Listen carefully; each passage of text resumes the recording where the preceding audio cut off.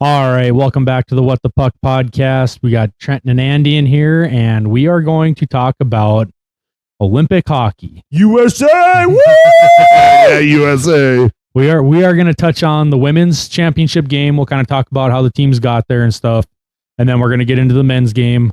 Team USA, I mean, they walked through this Olympics in the long run. The championship games were great games. They both went to overtime. It was awesome.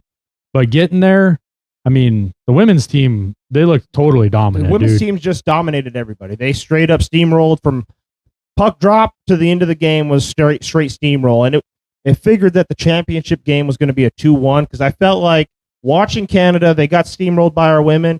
And it was more or less, you could tell the tone, the temperature was, we know we're going to play them in the championship was kind of Canada's take. I don't know if you boys feel the same, but it was like, hey, we know we're going to play them in the championship game, so we're not going to throw everything in the kitchen sink at them this particular game, and then we're going to throw everything we can at them for the championship, and that's really what it proved out to be.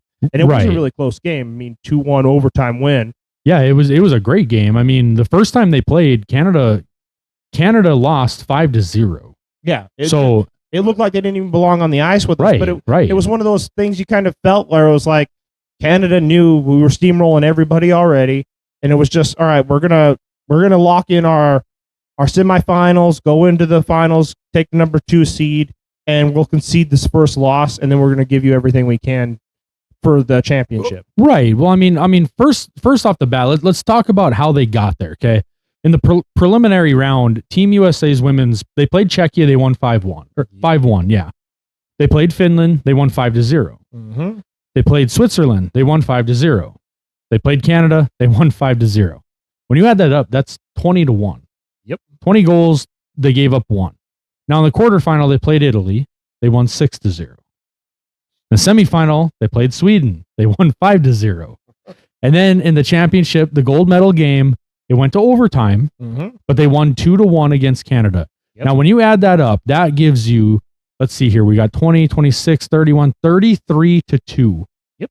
Was like the final goal count, I guess, well, if you know. And you could tell by the tone of the game for the championship game, Canada slowed things down and really played defensive shell, where it was, right. Yep. We're going to make it so hard for you guys to score, and then we're going to get lucky and get a breakaway. We're going to get something where our team can score quick, because that's what we're really good at, is turning the puck over and then getting over into your zone and then getting one past your goalie. And that's actually what they did. They tied the game up, drive us into overtime. It was the game that Canada, if you drew this game up for Canada, you're sitting there in Alberta, you're sitting there in Edmonton, you're watching this game from your house in Canada, you're going, this is the kind of game we want. We can play the United States close, and we can take them out that way. We can't go bombs away playing with you, because you saw how that worked first game, 5-0. Right. Well, and not to jump too far ahead, because we'll get into the men's stuff after this, but I almost felt like it was the opposite of the men's. Like the men's, it was like, if we can get this game to overtime, I think we win.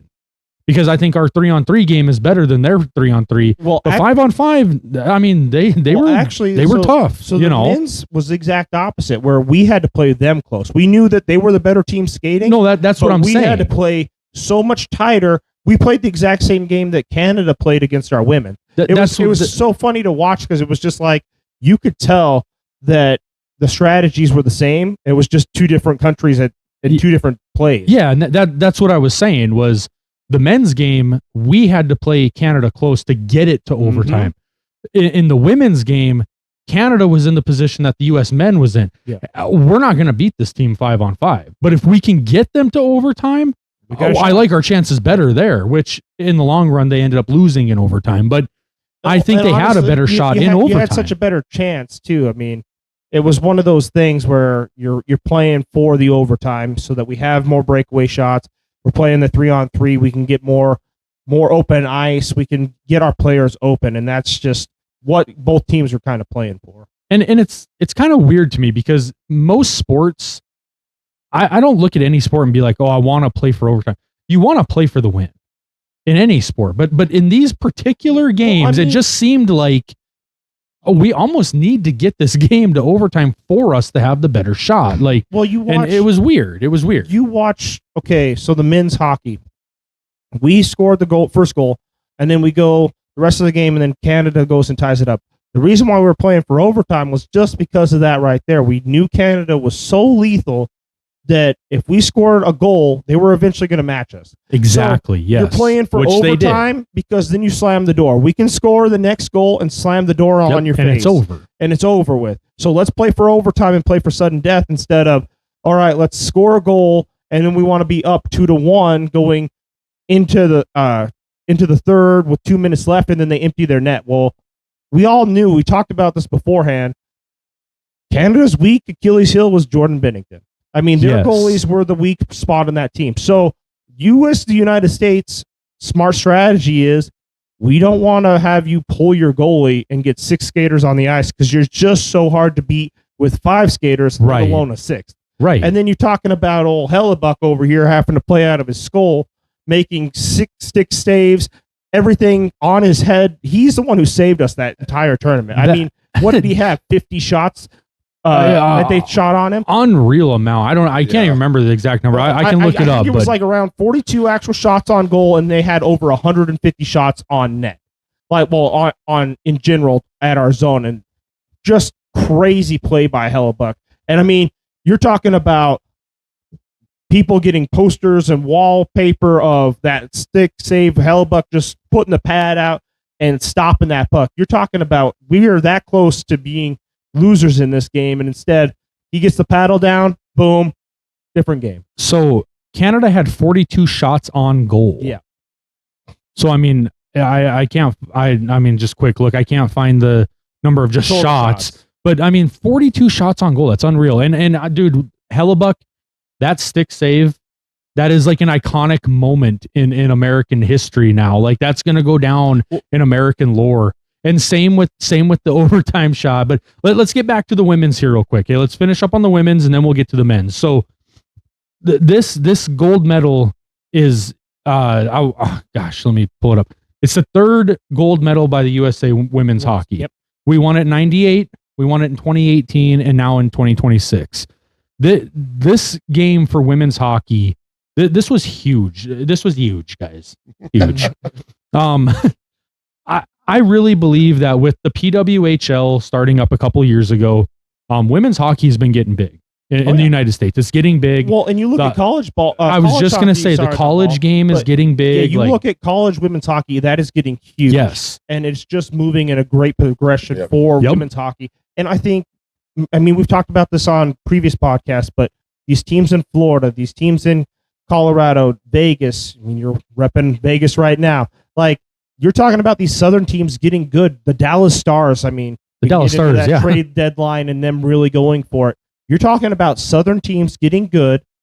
People are now in the Southern states that are warm and have been known for being warm are finally getting into hockey. And now you're getting such a big talent pool of people who are going, okay, well, we've got some money.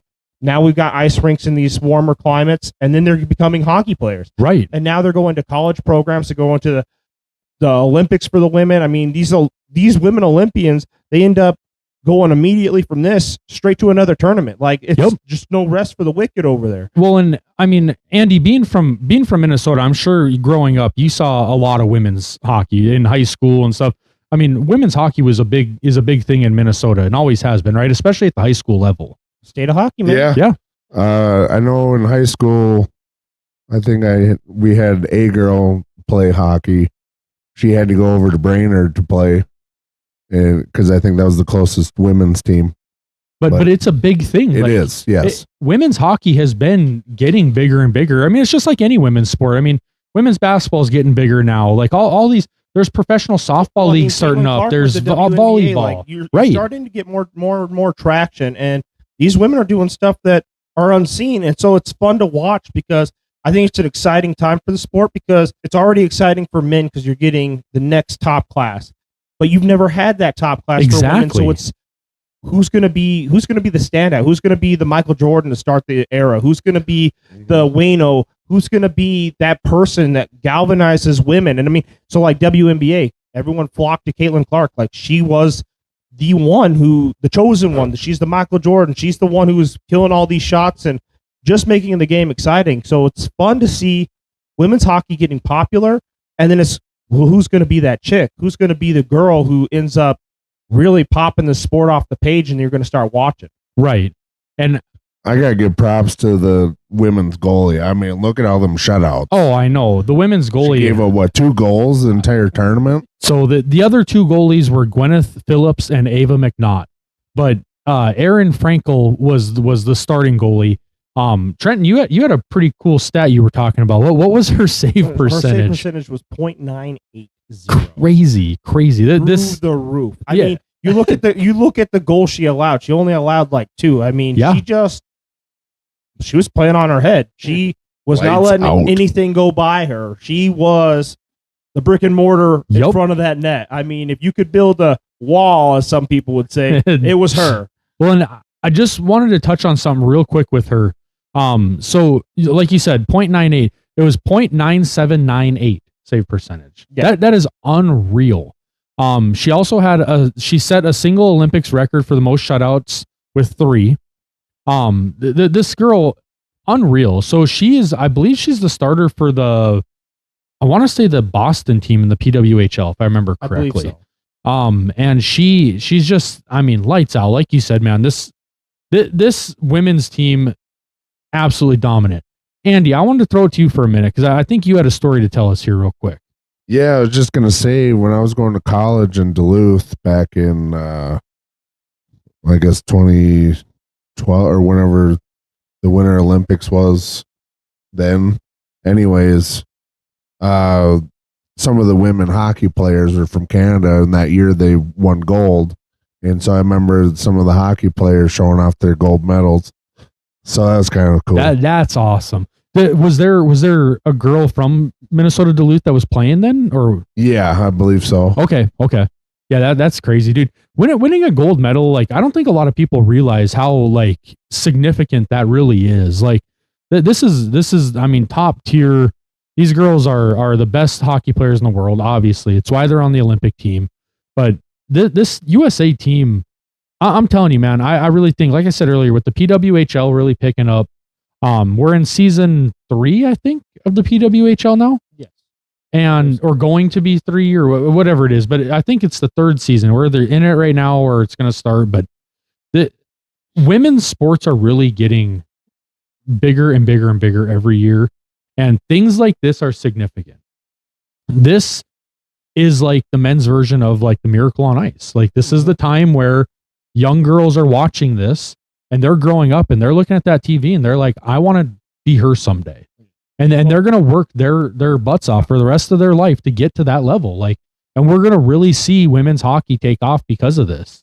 Yeah. I don't really feel like more like a Miracle on Ice. I feel like it's just the coming of the U.S. hockey team. I mean, you look at how we performed. Like, this women's hockey team over the last few years has been on fire. Yes. These girls, they knew they came, and if they were going to fall short and get silver, it was just going to be a disappointment. Right. I mean, like we talked about in contrast, like, it was exact stark opposites, where Team Canada for the men's, if they left with the silver, it was a disappointment. And it was the same way our women's were. It was U.S. women's hockey. If we left with the silver, we failed the mission. It was over. We didn't do our job. Yeah. And I guess that was kind of a bad comparison. Not Miracle on Ice in the sense of like, we shouldn't have been where we were type thing. I was meaning more so like the women was kind of like the CCCP. Yeah. Miracle on Ice. I mean it more like in the sense of like the way the sport is going to boom in this country because of what happened. Oh, yes. Not in the aspect of, I mean, in reality, when you look at it,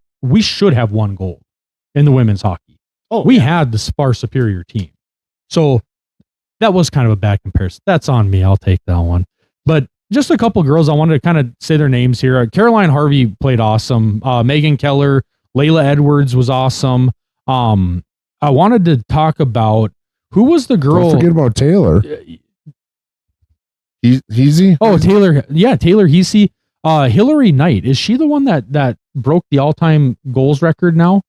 I believe it was Hilary Knight. I'm not 100% sure on that. I'm not sure either. I believe she broke the record for most goals by a female hockey player or women USA women's hockey. So Knight broke the Team USA record for both men's and women's for goals 15 and points 33, and the most Olympic appearances in hockey, which is 5 Olympic tournaments. She also became the all-time leading Olympic goal scorer. So she's basically, like, when it comes to Olympic hockey, men's or women's, Hilary Knight is the top dog. She's the gold standard. And five tournaments she's played in. That's 20 years. This is every 4 years. Yep. So, I mean, she has been a staple for USA hockey. Props to her. I mean, like I said, dude, young girls they were watching this tournament and they were looking at girls like Hilary Knight and Layla Edwards. And they were like, I want to be her someday. Mm-hmm. And they're going to be at the rink. They're going to be working their butts off to be better than these girls. These girls are the example, you know, and it's just awesome to see it. It gives you pride in your country, proud to be an American, seeing stuff like that. It's awesome. Anything else you guys want to touch on with the women's side of the tournament? They were on a mission and they succeeded. Yes, they were. Yeah, they completed their mission. They went there for the gold. They knew they had the team to win it. Well, that was exactly it. You watch, it was shutout, and we're scoring 5 goals a game. Like that was just that was the standard. Like we knew when we got into this tournament, this was what our game plan was. And so what's the best way to put somebody on the mat? You just beat the crap out of them right away, and then they don't know what else to do. So like I said, it was just kind of like watching Team Canada play us. That was their strategy, was all right, we're going to give you game 1 and then we're going to play for the championship. And we were just too much for them to handle. I mean, they gave us a really solid game, but we got the dub in the end. Oh, absolutely. And it was an awesome tournament to watch. I mean, it was. Those girls, they played their hearts out. It was so fun to watch. When we scored that final goal, there was no better moment than that. Oh, yeah. Just the golden goal. Your spine, you're sitting there yelling at your TV. Yep. The golden goal. American. Yeah. The golden goal. That's what they call it when you win it in overtime for the gold medal. We had 2 golden goals this year. Oh, yeah. 2 of them.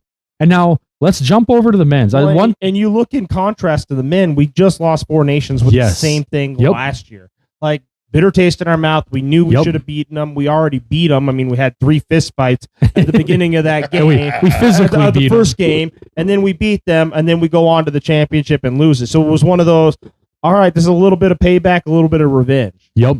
One thing I did want to say here to transition over, both of these games, the men's championship and the women's championship, both went to overtime. They both ended 2-1 with USA beating Canada. Both had the golden goal in them.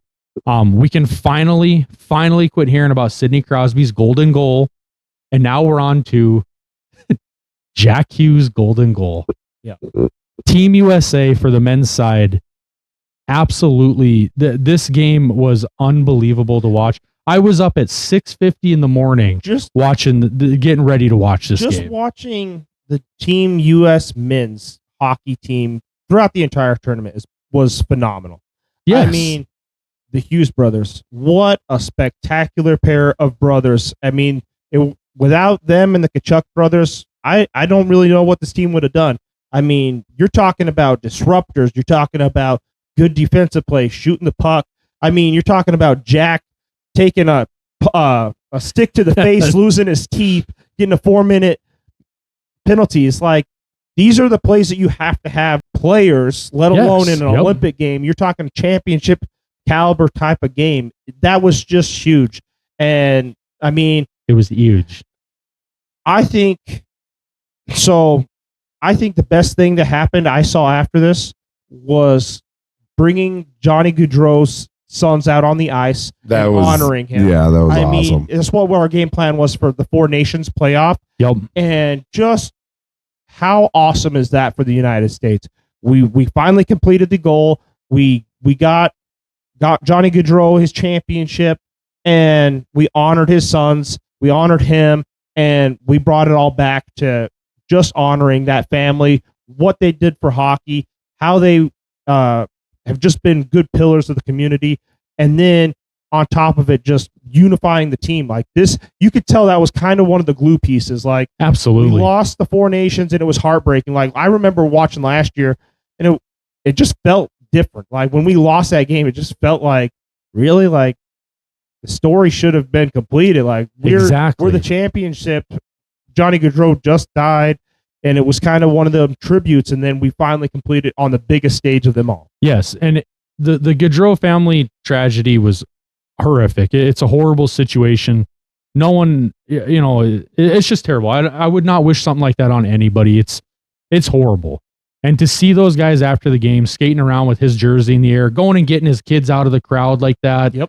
The bringing them support out for the photo at the very end. Like, right. Hey, we they're want you part of the guys. team. Yeah, like, you're part of the team. Your dad, they're Yes. popping up his jersey. You're part of the team. Yep. He was the spirit, the glue of this team. They lost their dad and their uncle in that accident. Yeah. And it's horrible. And hockey lost a great competitor and a fun guy to watch. Yep. I mean, it was heartbreaking. I remember the night that it happened. Like, Oh, me too. you messaged me and it was just like, no, you're kidding, right? Like, that's a sick joke. Who would put that out on TMZ? Exactly. One of them hoax jokes. And then it was, no, they got killed. And I mean, the whole hockey community, you just felt it. So, Yep. And this really, like you said, this kind of sealed the prize. Like it finally all came to an end. We won it for Johnny. I mean, you could see it out there, dude. Those guys were skating around with his jersey. Dude, I'm not gonna lie to you. Watching the game, I was tearing up when they were doing it. I was just like, this is crazy. I'm feeling all this pride for my country. I'm feeling all of this, like, just weird, like, I can't believe he's not there. He would have been on this team. He would have been one of the best players on this team. He would have led us to this gold, but instead he's not here. But these guys pulled it together and won the gold for Johnny. It was absolutely awesome. phenomenal. Let's talk about Team Canada real quick. So Team Canada, this team was unbelievable. Stacked. Unbelievable. Absolutely stacked. I mean, you're talking about front line and center like Sidney Crosby. What? Your second line? Well, and then when he got Your hurt, first line is McDavid, and your third line's Celebrini. Like, Jiminy Christmas. Yeah. Where's the hole in this team? You're like sitting there and you're like, are you kidding me? well, This team is a cycle. Like, this is what you draw up and you go, okay, my fantasy draft, I want this guy. I want this guy. Well, that's who they had on their team. well, you also missed one of the best players in the world, Nathan McKinnon. Oh, yeah. Like it's just crazy. This team was so stacked. Well, and then on top of it, you have great agitators. I mean, they have Marchand. Yes. You got Tom Wilson. You're talking about people that Mark are gonna Stone. get under your skin Yep. and drive you up a wall and make you want to punch them in the face and take that penalty and not give a crap. And that's the team. I mean, you're talking about speed skaters who can score on you. So go ahead and give up the power play because Tom Wilson, Brad Marchand urged you into a fight that you shouldn't have gotten into in the first place. Right. So you have to hold that composure and you get your words in, you get your chirps in when you can. But it was one of those, you could tell the U.S. we got to play disciplined hockey. We got to be on top of our discipline because if we lose it and we have a hot head of steam, they're scoring. It's going to the back of the net. Well, and so this team, when Sidney Crosby went down, I knew they were in trouble because he is the heart and soul of the team. But so they were undefeated in group play, preliminary rounds. They were undefeated. In the quarterfinal, they played Czechia. They went to overtime with Czechia. Czechia was a surprise. They team. were very good. They were a solid team. I thought they were going to be a scary team. Like, I'm not going to joke. That was a team I was worried. If the United States played them, I was worried. And I said before Canada played them, I said this is a team that's not afraid to go out there to the depths with you.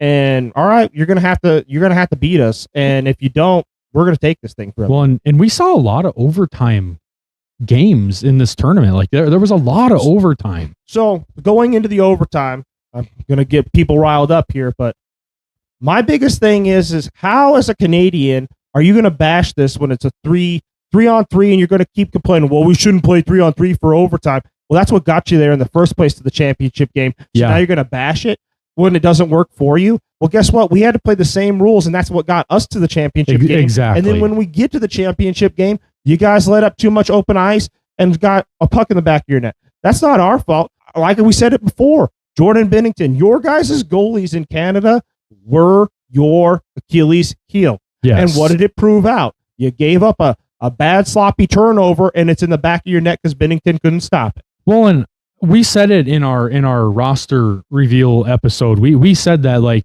the one glaring spot on this team, the one spot that isn't top tier in our opinion, in my opinion, I think we all kind of agreed, but it was the goaltending on Canada, and it showed through. Honestly, Binnington played a great game. Yeah. It didn't go their way. The problem is Hellebuyck was on the other side. Yes. And you're gonna Hellebuyck shoot on me 42 times on net, and I'm going to block 41 of them. Good luck. And Hellebuyck didn't give up a goal until like 2 minutes left in the game when they finally scored. And it was like you could tell it was just that time where the Canada was finally going to empty their net, and they just happened to score. Like it was one of those things, like we were talking about earlier. We were playing for overtime. We knew that was the game plan: is let's get this thing to overtime where we can score the last goal. And if we ended up winning it in regulation because we didn't give up a goal, awesome. But I mean, you watch that game, and I will give Canada props. You guys should have won. You guys had so many shots on goal. You had so many goals that could have been, but guess what? It wasn't. Yeah. It was Hellebuyck played out of his skull. We had players that were willing to dive, take pucks, get hit in the face with pucks, make the plays like a championship game. And guess what? It's a best of one game. So yeah, it's not a series. These are one game to win the whole freaking thing right then and there. Yep. Canada, you can be mad all you want. You had every chance to put us on the mat. You shot the brakes off the place. I mean, you had over 150 shots plus. Oh, I don't even know. And then you had 42 on net. Well, guess what? What did we have? Like 23? Yeah, about half. Yeah, we had like half of that, and we got 2 goals on you. Too bad, so sad. Yeah, you guys might have played the better game as far as skates, but we had the better goalie in net. Yep. So the quarterfinal, Canada beat Czechia in overtime 4-3. In the semifinal, Canada played Finland and they won 3-2. And then obviously the gold medal game. So obviously, I mean, we could touch on so many guys in this. I mean, Macklin Celebrini finished second in the tournament in scoring. He had 10 points, 5 goals and 5 assists. McDavid played out of his mind. He led the tournament, 13 points. He had 11 assists, 2 goals. Makar was the third among NHL defensive men, like speed skating. Be the constant Conn Smythe can never win the thing. Yeah. But the real team I wanted to hit on here was Team USA. Obviously they won. Real quick. So for Team USA to get here, in the preliminary rounds, they played Latvia, they won 5-1. They played Denmark, they won 3-6, and they played Germany 1-5 or 5-1. Sorry. In the quarterfinal, they went to overtime with Sweden, which I said Sweden would be a really good team. Yep. They took us to overtime 2-1. We talked about that. They were a heavy favorite, whether you liked it or not. Sweden was the one team other than USA and Canada that I said, hey, if USA or Canada gets knocked out for some reason before the gold medal game, look out for Sweden. That is, Finland was the other team, but Sweden I thought was more powerful. Like I said, Slovakia just came out of nowhere. Yeah. They played solid. Yep. They were a dark horse team. And like we talked about, you see the game and you go, who's going to be that team that pops off? And you watch. That was the team I kept watching every game that I could see that they were playing, just because of the tenacity they played and the never die kind of play that they had was just. It seemed like they were really galvanized. They were willing to go where they had to go to try to win these games, and they almost did. Well, and I was really impressed with Sweden. I was really impressed with Finland. Slovakia really impressed me. Czechia really impressed me. Like there was some really good teams in this tournament, but obviously USA and Canada were the top. So the last one I wanted to hit was USA played Slovakia in the semifinal. They won 6-2, and then the gold medal game. It was USA versus Canada. Kind of what everyone saw happening. It's kind of what we figured was going to happen. And like we said, this was the opposite of the women's game. The women's game, it seemed like USA was the dominant team. They can win this thing. If Canada's going to pull it off, they're going to have to take it to overtime and just play sudden death. It felt the opposite in the men's game. It was like, man, this is Canada. This team is, like we said, from top to bottom, just loaded. If we can get this game to overtime and get to 3-on-3, we have the better goalie. And I thought we have the better 3-on-3 matchups. And we could pull this off, but we're going to have to take it to overtime. Well, that's not how it felt in the game. Yep. We jumped out. We had the 1-0 lead the way. Boldy getting that first goal, it just seemed like that was kind of the tide turner. Yep. It was like, okay, now overtime's definitely something we can get. Like we can concede a goal with 2 minutes left in the game. You guys get 6 skaters on the ice. Fine, so be it. But we already got the lead goal. Now we're playing. I mean, we're playing still to win the thing, but you knew it was going to be hard to get through. That's too much speed. You're constantly going through 5 guys trying to get to their goalie. So it was one of those, we're just playing the game that we can, and if we get the shot that goes through, sweet. But until then, just play good, solid defense. Don't give up loose change, and make sure we're not giving up a goal. And I mean, you could tell, like, I think one of the biggest saves was, I can't remember the player, Hellebuyck, the puck goes past Hellebuyck, it hits him in front of the net, and he shoves the puck away from him. Yeah, he's pushing it away and saying, no, we can't give up a goal. Like, everybody on the team knew what the mission was. Hellebuyck played out of his mind, man. Out of his mind. And you know, this happened on the 46th anniversary of the Miracle on Ice, 1980. So I mean, it was just like a picture perfect situation. The Johnny Gaudreau thing, the Miracle on Ice, the 46th anniversary of it. The golden goal by Jack Hughes, the teeth knocked out, you know, the interview afterward, where unlike a lot of these Olympians where they're bashing on their country and stuff, they're not politicians. We don't need to hear that from you guys. You're athletes. Tell us about the game. Jack Hughes just goes up there and he's, you know, pushing his hair back. Man, I'm just proud to be an American. I love my country. I love my teammates. And it was just so like relieving to see, like I said, dude, I was so excited. It was like 9:15 in the morning. Politics. It's sports. It's unity. It's the common thing that everybody is for is patriotism in your country. Exactly. Nationalism, like we talked on the baseball podcast, like it is really a huge thing. Yeah. You can get a whole nation behind you, and that's exactly what these things do. I mean, the Miracle on Ice, you're talking about beating the Goliath. That's exactly what we just did again. Was the Goliath has been Canada for so long, forever. The state, the country of hockey, the origin of hockey. Well, how many times have you had Stanley Cup there? Well, we own hockey right now. Yep. Well, we just proved it. The USA right now is Florida, and guess what? Yep. Men's and women's. Just saying. Gold comes through us. Yep. Men's, women's, and Paralympics. Connor Hellebuyck played out of his mind this whole tournament. Zach Werenski had a really good tournament too. He had 6 points, 1 goal, 5 assists. Quinn Hughes, 8 points. He had 1 goal and 7 assists. The 1 goal was the goal to win. Was it the game before? Was it against? Yes, it was the game before. Yeah. It was against. No, it was Sweden. Yeah, it was the quarterfinal. Yep. In overtime, he hits the game winner. Like he passed the record for most goals in a U.S. men's jersey. I mean, he is the goal scoring guy for us. I mean, without Quinn Hughes, like I said earlier, we're not the same team. Oh no, this team specifically revolved around the Hughes brothers and the Tkachuk brothers. The Tkachuk brothers played out of their minds. Well, and Austin Matthews looked great. Matt Boldy looked awesome in this tournament. Yes, he sure did. I mean, it sure felt like Wild was out there in force, showing flashing some green out there. Yep. Mike Sullivan. Absolutely. Mike Sullivan coaching his son-in-law. Charlie McAvoy was out there. Like, it was just an awesome tournament, man. It was so good. Team USA, again, just like the women's, like Team USA winning this thing, it's going to propel hockey.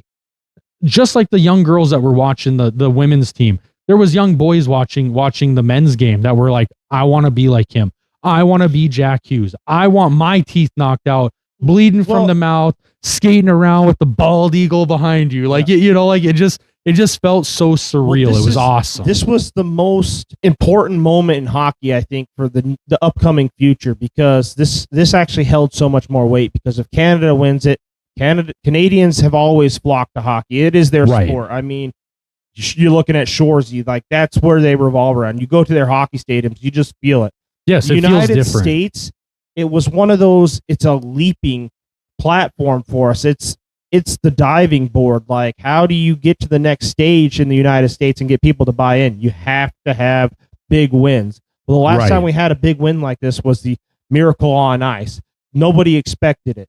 Right. Well, this is the same thing. Everyone had us expected to not win this thing, which leads me to one of my biggest gripes on this thing was nobody had us expected to win. So the company that's making the jerseys decides, we're not going to make a whole lot of jerseys and we're not going to go mass produce them after we win this thing. So now you can't even find a freaking U.S. jersey. Right. Big swoosh company over there. Fix yourselves. Yeah. Connor Hellebuyck, I want to touch on a couple of his stats. So he was the best goalie in the tournament. He had a 1.18 goals against average, 956 save percentage. That is crazy good. Crazy good. Jack Hughes played awesome. This whole team, just top to bottom, played great. It just felt really good. It felt really good to watch this, to see Team USA win the men's and women's. we can officially say that USA is the hockey Capital of top the tier world. hockey in the world. We're the gold standard now. What are you gonna do about it's it? awesome, and now we get 4 years to hold on to that. Anything else you guys wanted to talk about on this one? I'm just proud to be an American. I'm proud to be an American. Heck yeah. I mean, what do you say when you see the shot go in and you hear the announcer? Just thinking back to that moment, you get those goosebumps, you get those chills, and I'm so happy to have a young generation of kids that gets to watch that. You sit there with your dad, with their mom, with their grandparents, and enjoy another Miracle on Ice. You don't have to watch the Disney film to see the Miracle on Ice. You actually get to see your own Miracle on Ice. Yeah, it's awesome. That. And it was just great for the American people. I mean, kudos to you guys, Canada. I know you guys lost. It sucks. Wipe your tears with a maple leaf. I don't give a crap. Or with that stuffed animal they gave you. Yeah. You wipe it with that too. I think those got tore up if you watch the players' faces.